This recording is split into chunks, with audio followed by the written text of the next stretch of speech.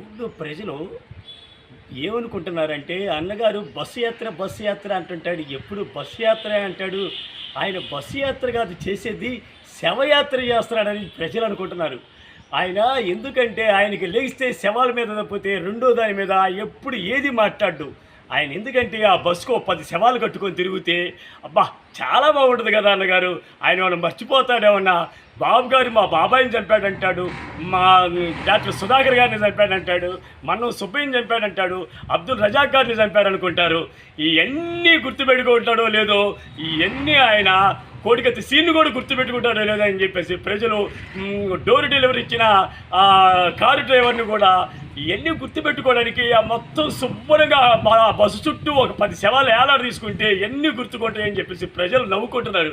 ఈ లేచిన కానించి బస్సు యాత్ర కాదు చేయాల్సింది, ఈయన శవయాత్రలు చేస్తే బాగుంటుంది. ఈయనకి ఇంకా శవయాత్రలు ఇంకా మర్చిపోలేదు అనుకుంటా. నేను ఏ పని చేశానో చెప్పడు, ఏం చేశానో చెప్పడు, ఇట్లాంటివన్నీ చెప్పకుండా రోడ్లమ్మడి తిరుగుతున్నాడు. సొంత చెల్లెలు ఆమె తిరుగుతుంది, ఏమని చెబుతుంది, మన్నా చేసే ఎన్ని అసత్యాలు ఇవన్నీ మా బాబాయ్ చంపింది ఆయనే అని స్పష్టంగా ఆమె చెబుతుంది. మీరెందుకని మీరు ఇదవుతున్నారు? ప్రజలు తెలుసుకోవాలి. మీరేం మాట్లాడుకోవాలో తెలుసా? ప్రజలారా, మారక ద్రవ్యాల గురించి మాట్లాడుకోండి. ఏంటి మారక ద్రవ్యాల గురించి మాట్లాడుకోండి, మన బిడ్డల భవిష్యత్తు గురించి మాట్లాడుకోండి. ఎట్లాంటివి మాట్లాడుకుంటే చాలా చక్కగా ఉంటుంది. మన రాష్ట్రం ఆర్థిక వ్యవస్థ గురించి మాట్లాడుకోండి. మన రాష్ట్రం యొక్క ఆర్థిక వ్యవస్థ గురించి మాట్లాడుకోకపోతే మన జీవితాలు మనమే నాశనం చేసుకుంటాం అనేది మీరు అది మాట్లాడుకోండి. ఎందుకంటే రాష్ట్రం యొక్క ఆర్థిక వ్యవస్థ గురించి మాట్లాడుకుంటే మన రాష్ట్రం యొక్క గురించి మాట్లాడుకోండి. ఎందుకంటే రాష్ట్రం ఆర్థిక వ్యవస్థ నాశనం అయిపోతే ఈ జీతాలు ఇవ్వలేడు. దీనివల్ల మన బిడ్డల భవిష్యత్తు నాశనమైంది. గంజాయి మార్గ ద్రవ్యాలకి అలవాటు పడిపోతారని మనం భయందాలతో మనం బతకాల్సి వస్తుంది. ఎందుకంటే మీరు నిజాయితీగా మీరు మాట్లాడుకోండి. ఎందుకంటే రాష్ట్రం ఇవాళ కాదు, ఇంకా కొన్నాళ్ళ తర్వాత అయినా మనోడు కాకపోతే మన తాలూకు ఇంకొకళ్ళు వస్తారు. ఇప్పుడు గురించి చంద్రబాబు నాయుడు గారు ఎంతో చక్కగా మన రాష్ట్ర అభివృద్ధి చెందిస్తాడు. మనకి ఎన్నో రకాలుగా మన జీవితాలు బాగుపరుస్తాడు. ఒక్క ఛాన్స్ అని కాదు, ఒక్క 10 సంవత్సరాలు ఆయనకి ఇస్తే మన రాష్ట్రం యొక్క అభివృద్ధి ఎలా ఉండదో చూడండి. మన పక్క రాష్ట్రాలు ఒరిస్సా ముఖ్యమంత్రి హాయిగా ఇంట్లో కూర్చొని ఆయన 25 ఏళ్ళు పరిపాలన చేశాడు. మా నరేంద్ర మోడీ ఉన్నాడు, అక్కడ గుజరాత్ ఉన్నాడు. 20 నుంచి 20 ఏళ్ళు 15 ఏళ్ళు 20 ఏళ్ళు బాగా గుర్తులేదు, 20 ఏళ్ళు ఆయనే చేశాడు.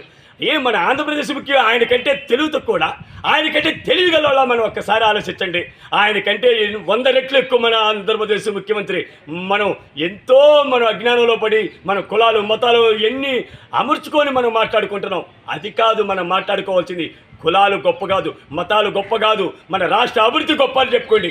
ఎందుకంటే దానివల్ల మన రాష్ట్ర సస్యశ్యామలమైంది, మన బిడ్డల భవిష్యత్తు ఉంటుంది, మన పిల్లలకు ఉద్యోగాలు వస్తాయి. అందరూ కలిసిమెలిసి తిరుగుతారు. ఆ రోజు కాలేజీలో ఉంటారు, పిల్లలు కాలేజీలకు వెళ్తారు, అందరూ పిల్లలు కలిసిమెలిసి తిరుగుకుంటారు.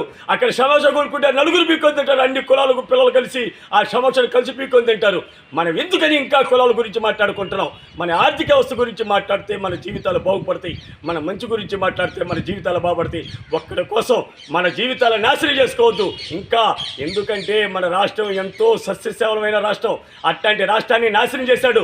ఒకప్పుడు మన రాష్ట్రం అన్ని రాష్ట్రాల కన్నా మిన్నగా ఉంది. అన్ని రాష్ట్రాల కన్నా ఫస్ట్ నెంబర్ 1 రాష్ట్రంగా మన రాష్ట్రాన్ని తెచ్చారు చంద్రబాబు నాయుడు గారు. 3 సార్లు నెంబర్ 1 రాష్ట్రాలుగా తెచ్చాడు. మనస్సాక్షిగా మీరు గుర్తుపెట్టుకోండి. పరిశ్రమలు తెచ్చాడు, పరాజితులు కట్టాడు, రోడ్లు వేశాడు, పిల్లలకి ఎన్నో లక్షల ఉద్యోగాలు ఇచ్చాడు, ఎన్నో పరిశ్రమలు కాబట్టి మనకు ఆ రోజు ఆర్థిక వృద్ధి రేటు ఎంతో ఎక్కువగా ఉంది. ఇవాళ ఆ రాష్ట్రాల కన్నా మన ఆర్థిక వృద్ధి రేటు ఎక్కువ ఉంది. ఆ రోజు ఇవాళే ఉంది.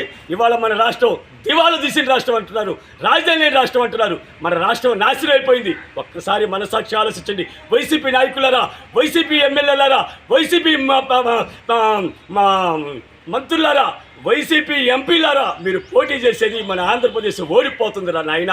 మన ఆంధ్రప్రదేశ్ని గెలిపించుకుందాం.